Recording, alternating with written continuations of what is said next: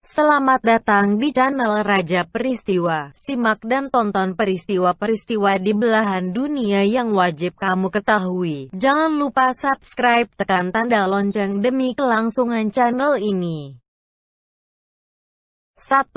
Gunung berapi Nevado del Ruiz meletus. Nevado del Ruiz adalah sebuah stratovolcano yang terletak di Kolombia. Gunung ini merupakan gunung yang terletak di bagian paling utara sabuk vulkanik Andes dan terbentang sekitar 15 mil sebelah tenggara dari Manizales dengan kota Armero di lembah dekat gunung ini. Gunung ini adalah gunung tertinggi dan gunung yang terletak paling utara di Kolombia.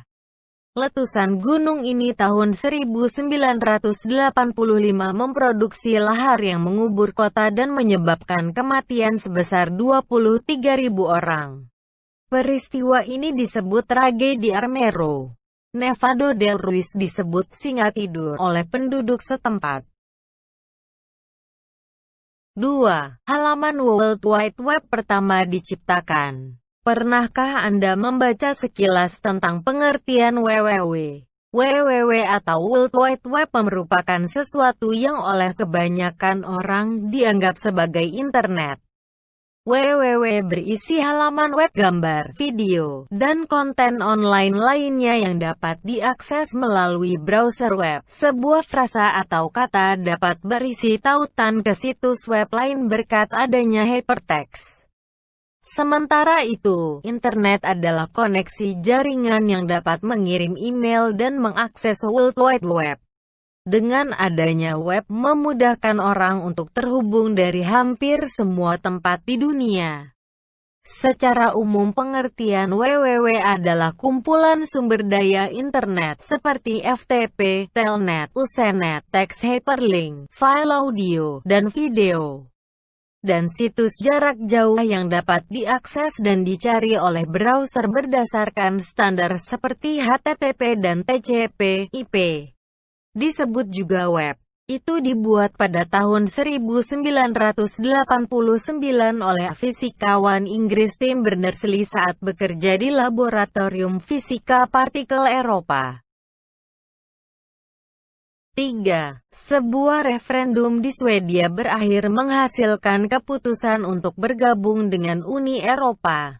Sejak diperkenalkannya parlemen di Swedia, 6 referendum telah diselenggarakan.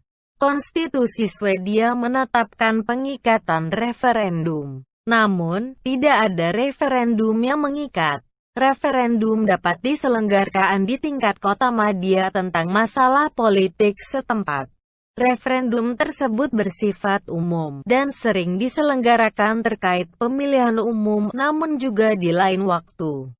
Kota madya di Swedia memiliki kekuasaan yang kecil, dan tidak dapat mengubah hukum.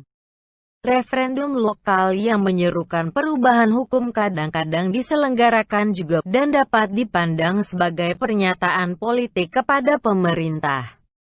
Referendum tanggal 13 November tahun 1994 menghasilkan keputusan untuk bergabung dengan Uni Eropa. 4. Tragedi Semanggi tahun 1998. Tragedi Semanggi menunjuk kepada 2 kejadian protes masyarakat terhadap pelaksanaan dan agenda sidang istimewa MPR yang mengakibatkan tewasnya warga sipil. Kejadian pertama dikenal dengan tragedi Semanggi 1 terjadi pada tanggal 11–13 November tahun 1998, masa pemerintah transisi Indonesia, yang menyebabkan tewasnya 17 warga sipil. Kejadian kedua dikenal dengan tragedi Semanggi II terjadi pada tanggal 24 September tahun 1999 yang menyebabkan tewasnya seorang mahasiswa dan 11 orang lainnya di seluruh Jakarta serta menyebabkan 217 korban luka-luka. Pada bulan November tahun 1998, pemerintahan transisi Indonesia mengadakan sidang istimewa untuk menentukan pemilu berikutnya dan membahas agenda-agenda pemerintahan yang akan dilakukan. Mahasiswa bergolak kembali karena mereka tidak mengakui pemerintahan Baharudin Jusuf Habibie dan tidak percaya dengan para anggota DPR MPR Orde Baru. Mereka juga mendesak untuk menyingkirkan militer dari politik serta pembersihan pemerintahan dari orang-orang Orde Baru.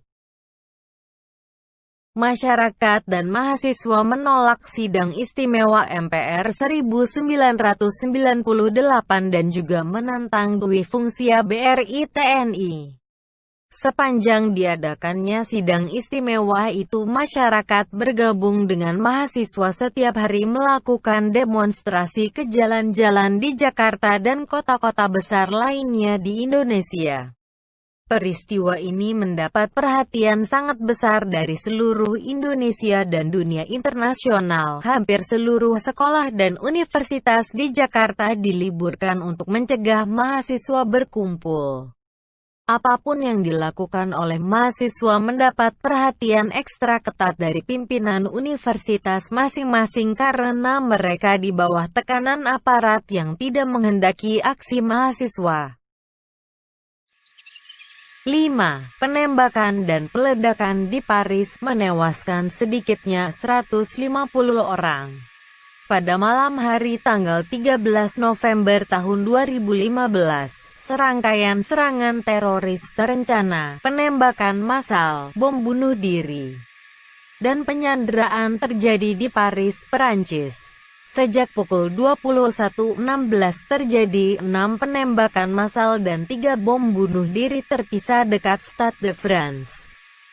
Serangan paling mematikan terjadi di Teater Bataclan, lokasi penyanderaan dan tembak-menembak antara pelaku dan polisi yang berakhir pukul 0.58 tanggal 14 November. Sedikitnya 129 orang tewas. 89 diantaranya di Teater Bataclan, 352 orang lainnya cedera dalam serangan ini termasuk 99 penderita luka serius. Selain korban sipil, 6 pelaku tewas dan pihak berwenang masih terus memburu pelaku lain. Sebelum serangan terjadi, pemerintah Perancis meningkatkan kewaspadaan setelah serangan Januari tahun 2015 di Paris yang menewaskan 17 orang, termasuk warga sipil dan polisi. Pukul 23.58, Presiden Francois Hollande mengumumkan keadaan darurat untuk pertama kalinya sejak kerusuhan 2005 dan menutup perbatasan Perancis untuk sementara. Jam malam diberlakukan di Paris untuk pertama kalinya sejak 1944. 6. Lahirnya Bob Tutupoli, penyanyi dan MC Indonesia. Bobby Willem Tutupoli lahir di Surabaya, Jawa Timur, tanggal 13 November tahun 1939. Dia adalah seorang artis Indonesia yang lebih dikenal dengan nama Bob Tutupoli. Ia mulai rekaman di Jakarta pada tahun 1965 bersama Pati Bersaudara. Selanjutnya, ia dikenal dengan lagu-lagu Lidah Tak Bertulang, Tiada Maaf Bagimu, Tinggi Gunung Seribu Janji, dan lain-lain. Namun ia lebih tertarik menyanyi.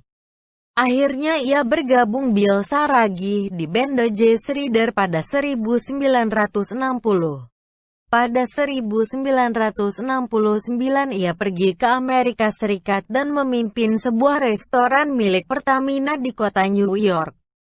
Setelah kembali ke Indonesia pada 1977, ia menjadi populer karena membawakan lagu Widuri, ciptaan Slamet Adriyadi, yang menjadi sangat terkenal hingga saat ini. Ia juga memandu acara kuis di TVRI.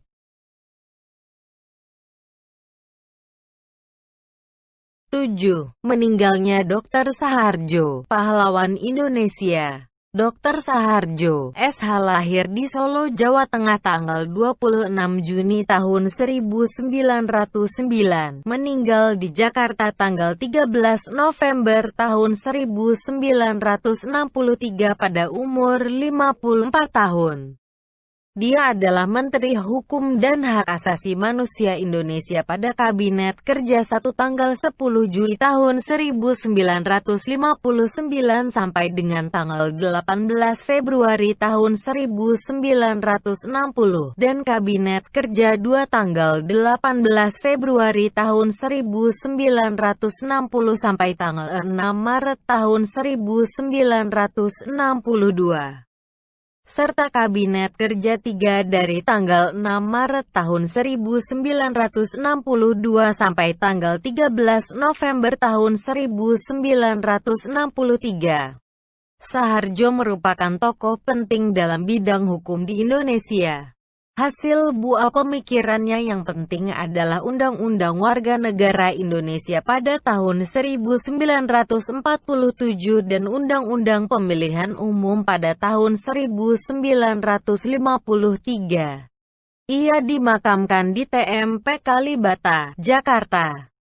Terima kasih sudah menonton video ini. Jangan lupa tonton video-video lainnya.